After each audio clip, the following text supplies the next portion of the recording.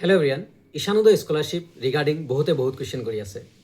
Renewal payment কেতিয়া পাব, নতুনৰ মেৰিট লিষ্ট কেতিয়া দিব বা কিমান কাট অফ হ'ব। চ' হেল্ল' এভৰিৱান, এই ভিডিঅ'টোত সকলোকে স্বাগতম জনাইছোঁ। যিবোৰ ষ্টুডেণ্টে ঈশানোদয় এপ্লাই কৰিছা, প্লিজ ৰিকুৱেষ্ট কৰিছোঁ কথাখিনি ভালকৈ শুনিবা, যিমান ষ্টুডেণ্ট আছা। আৰু ভিডিঅ'টো ভাল লাগিলে লাইক কমেণ্ট শ্বেয়াৰ কৰিবা। ফাৰ্ষ্ট অফ অল আহিছোঁ যে ৰিনুৱেল পে'মেণ্ট কেতিয়া দিব।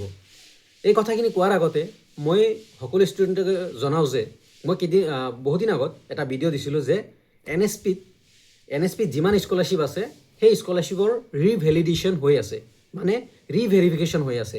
ইনষ্টিটিউট লেভেল মানে কলেজ লেভেলত, ইনষ্টিটিউট লেভেলত বা ষ্টেট লেভেল মিনিষ্ট্ৰীয়ে কৰি আছে ৰিভেলিডেশ্যন, মানে নতুনকৈ ভেৰিফিকেশ্যন কৰি আছে। তোমাৰ মেছেজ আহিছিল, ইনষ্টিটিউট এণ্ড ষ্টেট লেভেলৰ মেছেজ আহিছিলে ভেৰিফিকেশ্যন, বাট এগেইন ৰিভেৰিফিকেশ্যন হৈ আছিলে, তাৰে মই আপডেট দিছিলোঁ। আৰু বহুতে কৈছে সেইকাৰণে মানে ইয়াৰ ৰিভেলিডেশ্যন বা ৰিচেকিঙৰ ৰিজন কি মই নাজানো। সিহঁতৰ ইণ্টাৰনেল বা সেই ৰিজনটো মই এতিয়ালৈকে গম পোৱা নাই। বাট এন এছ পিয়ে ৰিভেৰিফিকেশ্যন কৰিব পাৰে বা কৰে, জেনেৰেলি বহুতবাৰ কৰিব পাৰে। অ'কে, সেইটো গাইডলাইন মতে আছে। চ' ৰিভেলিডেশ্যন কৰিছে, তাৰে পিছত এতিয়ালৈকে কোনো আপডেট নাই। চ' বহুতে কুৱেশ্যন কৰি আছে, দাদা আমি ৰিনুৱেল পে'মেণ্ট কেতিয়া পাম? জেনেৰেলি মাৰ্চ এপ্ৰিলত ৰিনুৱেল পে'মেণ্ট পোৱা যায়। চ' মাৰ্চ আহি গৈছে, বহুতে কৈ আছে দাদা মাৰ্চ আহি গৈছে, আমি ৰিনুৱেল পে'মেণ্ট কেতিয়া পাম? চ' ধৈৰ্য ৰাখা। ৰিভেলিডেশ্যন হৈছে, কোনো তাতে ষ্টুডেণ্ট দুই এটা কাট গৈছে, নতুন ষ্টুডেণ্ট কাট গৈছে। বাট ৰিনুৱেল যিমান ষ্টুডেণ্ট আছা তোমালোকৰতো ঠিকে আছে। যদি ৰিজাল্ট ঠিকে আছে, মানে বেগ যদি লগা নাই, ৰিনুৱেল হৈ গৈছে, দেন 100% তোমালোকে ধৰি লোৱা যে মাৰ্চত নাপালেও এপ্ৰিলত পাবাই। অলপ ইফাল সিফাল হ'ব পাৰে, দেৰিও হ'ব পাৰে, কাৰণ ৰিভেলিডেশ্যন হৈছে। তোমালোকৰ পে'মেণ্টৰ অলপ ইফাল সিফাল হ'ব, মানে পে'মেণ্ট ডেট তোমালোকৰ মেৰিট লিষ্ট ৰিনুৱেলৰ কোনো এক্সট্ৰা মেৰিট লিষ্ট নাহে। তোমালোকে যেতিয়া ছিলেক্ট হৈছিলা, মই এজন ষ্টুডেণ্ট, মই ছিলেক্ট হৈছিলোঁ, ফাৰ্ষ্ট পে'মেণ্ট পাইছোঁ, মই কণ্টিনিউ পাই থাকিম, ৰিনুৱেল কৰিম, মই কণ্টিনিউ পাই থাকিম। তাৰে কাৰণে কোনো টেনশ্যন ল'ব লগা একো বস্তু নাই। চ' ধৈৰ্য ৰাখা। ৰিভেলিডেশ্যন হৈছে, তাৰে পিছত কোনো আপডেট অহা নাই বৰ্তমানলৈকে। এপ্ৰিল বা মাৰ্চ বৰ্তমান আজি 11 তাৰিখ। চ' মাৰ্চ আছে, এপ্ৰিল আছে, মাৰ্চ এপ্ৰিলৰ ভিতৰত সম্ভাৱনা যে পাব লাগে ৰিনুৱেল পে'মেণ্ট। মাৰ্চ এপ্ৰিলত ৰিনুৱেল পে'মেণ্ট কমপ্লিট হ'ব বুলি মই ভাবোঁ, কাৰণ জেনেৰেলি এই 2 মাহতে মেক্সিমাম কমপ্লিট কৰি শেষ কৰি দিয়ে যিবোৰ ৰিনুৱেলৰ পে'মেণ্ট থাকে। চ' ধৈৰ্য ৰাখা, কোনো টেনশ্যন ল'ব লগা একো নাই। ৰিনুৱেল পে'মেণ্ট যিখিনি আছা। এতিয়া আহিছোঁ নতুন ষ্টুডেণ্ট যিবোৰ আছা 2025-26ত এপ্লাই কৰা, সিহঁতৰ ইনষ্টিটিউট লেভেল যিবোৰ ষ্টুডেণ্টৰ institute and state level verification হৈ গৈছে, তোমালোকৰো মেক্সিমামৰ ৰিভেলিডেশ্যন হৈছে বা ৰিভেলিডেশ্যনৰ মেছেজো আহিছে, মই দেখিছোঁ। চ' তোমালোকে ধৈৰ্য ৰাখা। তোমালোকৰ জুলাই আগষ্টত বা আগষ্ট ছেপ্টেম্বৰত তোমালোকৰ মেৰিট লিষ্ট ওলাব। ফাৰ্ষ্ট মেৰিট লিষ্ট ওলাব 5,000ৰ।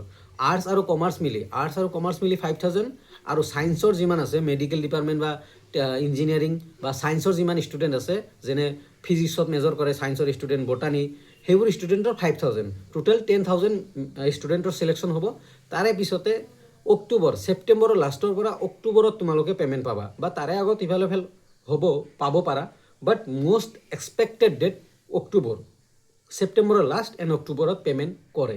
ফাৰ্ষ্ট পে'মেণ্ট যিখিনি হয়, তোমালোকৰ ছিনিয়ৰকো যদি সোধা, দাদা আপোনালোকে কিমানত পে'মেণ্ট পাইছিলে বা কেতিয়া পে'মেণ্ট পাইছিলে, সিহঁতেও ক'ব যে ছেপ্টেম্বৰ লাষ্ট এণ্ড অক্টোবৰ ফাৰ্ষ্টত আমি পে'মেণ্ট পাইছিলোঁ। চ' আৰু কাট অফ মই এইবাৰ ভাবোঁ কাট অফ অলপ কম হ'ব বা অলপ ডাউন হ'ব, কাৰণ বহুত ষ্টুডেণ্ট মানে ৰিজেক্ট হৈছে। ভাল পাৰ্চেণ্ট থকাটো ৰিজেক্ট হৈছে, বা ভেৰিফিকেশ্যন হোৱা নাই, কিবা কাৰণত ভেৰিফিকেশ্যন হোৱা নাই, কিবা ডকুমেণ্টছ ভুল হৈছে, স্পেচিয়েলি ডমিচাইল আৰু PRC ৰিগাৰ্ডিং বহুত ষ্টুডেণ্ট মানে আউট হৈছে।